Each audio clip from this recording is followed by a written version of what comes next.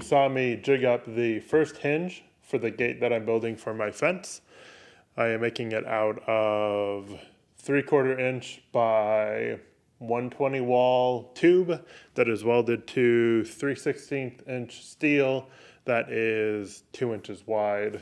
The entire thing is 6 inches long. I'm going to be making 4 of these. 2 of them go onto the main gate, and then the break where the man gate goes will have 2 of them. So it's going to be a double acting fence. So I've got it all set up. I've got the welder ready to go. I just need to put my helmet on and we can weld this together, and then I can weld the other 3, and then we can move on to welding up the frame, which is going to be really simple. This should be a quick project.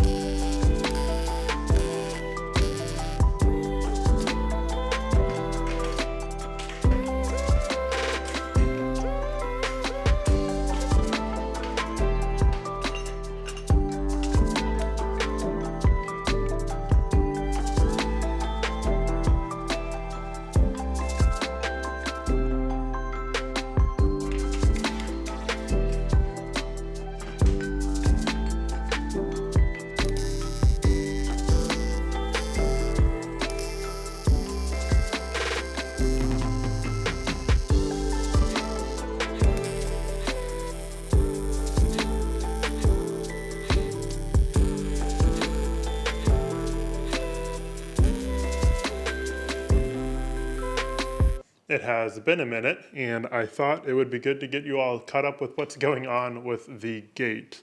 I finished all the 4 hinges. You can see here's one of them, fully closed, and then opened will be 180 degrees. I had to do a bunch of grinding on it after I welded it together, and that completely makes sense after I started doing it. What was happening is as I was closing it, everything was getting jammed up because everything was being bound along this line. And the reason for that was on the inside there were sharp edges that were rubbing against the cylinder the entire way. So I basically took and I chamfered the entire side in the middle on one side and then on the wings on the other side. And if you look at other hinges, you can see that they're kind of cut out. And if I had like a plasma cutter or an easier way to modify this stuff cleanly, I would have gone and like cut those reliefs in to begin with or cut them afterwards. But yeah, now they work. Just a little bit of relief cutting on it. I also stitched welded on the inside, so I got welds on the inside and outside. They're not the most beautiful thing, but they'll definitely work. I also cut the piece of angle iron that's going on the post into the ground, and I cut all the uprights for the 4 fence pieces. These are 65 inches long, and I've already jigged up the first hinge. I have the main bracket attached to the edge of the bench, and then I have the 2 hinges clamped on with 2 clamps each, about 4 inches from the edge. And then I have the first bit of the span clamped to the hinge as well, and it's held at a 90-degree angle with this block. And what that means is everything should be in line in 2 axes. So when I take this block out, the pivot should move smoothly. If I had laid them completely flat and welded them together, there's a chance that I could have had one of the hinges at an angle. So when I opened it up, it would start binding. If I had them fully open, I could do the same thing. So now what I have to do is weld everything together. I'm gonna continue to use the MIG. I'm gonna do full beads along all the edges, and the reason I'm doing that is so that I can basically seal the pocket inside this. That way no contaminants or water can find their way in there. And after that, I need to drill holes in the main bracket so that I can start mocking it up on the fence post. I think I'm gonna use 1/8 inch lag bolts for those, but I'm just gonna do 1/4 inch holes now so that I can use normal like number 10 wood screws just to hold it up there and make sure I get everything aligned. After I'm done with this hinge, I need to do the same thing with the other 2 hinges and the other 2 uprights for the separation between the man gate and the rest of the fence. While we are enjoying the gate montage, I'm gonna go ahead and give you all an update about what's going on with the truck. Like I said in the previous video, I am moving to New York State sometime in the fall. That means I have a lot of packing and downsizing that I need to do. And on the house side, that's really easy. I literally have an office and a bedroom full of stuff. I have my entertainment system as well, but as far as the home goes, I don't have that much stuff. As far as the shop goes, I have a lot of stuff. And the main thing that takes up the most space is the truck. So, because I'm moving and I don't want to move all of the truck pieces individually, I'm going to start pushing really hard to get this thing back together. So where it stands now, I've rebuilt the engine bottom end, the engine top end. I need to put those together, but I need to take apart the top end so that I can put it on the bottom end, because the 3.0 has, in my opinion, one of the major flaws is the head bolts are underneath the camshaft, which is stupid. So I need to finish putting that together. Once that's together, the rest of the engine can really go together quite easily. I also have the transmission that I've finished rebuilding, the rear axle I've finished rebuilding. That leaves the transfer case I need to refurb, the front differential, and the front suspension. Seems like a lot, but it really isn't. But the main thing that I'm working on, or working towards right now, is getting the frame back into the shop so that we can start cutting it up.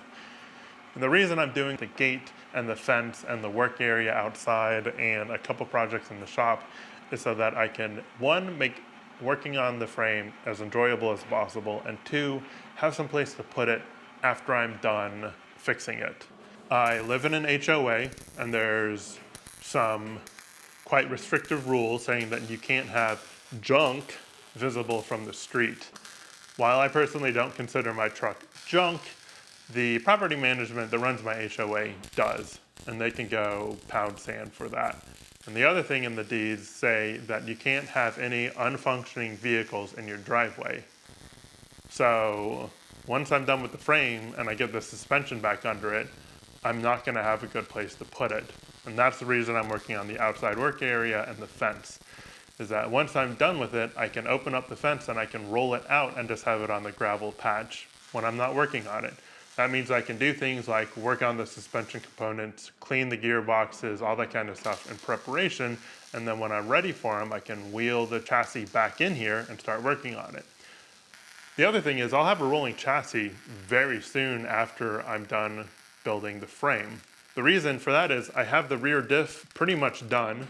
The suspension components can be cleaned and probably assembled back together in a weekend. The only thing I don't have are tires that go on the wheels, but I can take care of that really easy as well. So like maybe a month after I'm done rebuilding the frame, I'll have a rolling chassis and I'll need someplace to put that. And that's what the gravel area is for. And I need to be able to hide the gravel area, so that's what the gate's for. So that's really kind of what's going on with the truck. Once I'm done with the gate, I'll be able to bring the frame in here. In the last video, you saw a pile of metal sitting next to my garage that is solely for rebuilding the frame. And when we get into it, we're going to start with building the jig, which is going to sit on one of these tables, and then we're going to attach the frame to it, and then we're going to cut it off at basically right behind the rear cabin mounts. And I have a book that has all the frame measurements that I need to worry about, and we're just going to start rebuilding it. So that's what we have to look forward to as soon as I'm done with the gate. But with that, I think I've rambled on enough about this update. As you can see, I'm finishing up with the last hinges on the gate. So let's go ahead and jump back into that and get an update about where we are.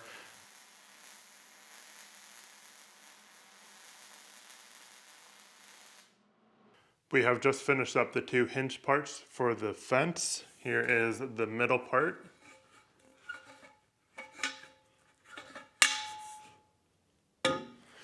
As you can see, it works pretty well. On the first one, I didn't have the two bits clamped together when I welded this inside seam right here, and that actually bent the hinges out. I had to do a little bit of grinding work on that one. On this one, I was aware of that, so when I welded those two together, I clamped everything across as best I could, and that really helped with the distortion. I had to hammer on them a little bit, but not nearly as bad as the first set. So these are now complete. The next step is to cut the rest of the pieces for the man gate and then get that welded together. So that's going to be on This part is going to extend out, and I've decided to make the door 40 inches wide. I already have the other long piece cut, so I just need to cut 2 miter pieces that are 40 inches wide. I can chamfer all the edges, pull this apart, and then weld that together. From there, I'm going to have, I think I have some 1/4 inch plywood that I can create a spacer. I'll be clamping that to the post that's opposite of the main hinge. And once I have it clamped on, I can measure from this edge to the opposite edge of the other bracket, and then that'll give me the full length of that part. I can cut those 2 pieces, bring all that in, weld it together. I'm going to add a cross piece along the large section to keep it from sagging. And then I think I'm done with the project for now. So we're going to jump into finishing up the last bit of fabrication, getting it permanently mounted to the fence. And then we're going to put this on the back burner until it's spring, when it's a little bit warmer and I can work outside. It's warmer in here, so I can get it painted. But more importantly, so I can get the truck in here and I can start chopping that up. So let's get to it.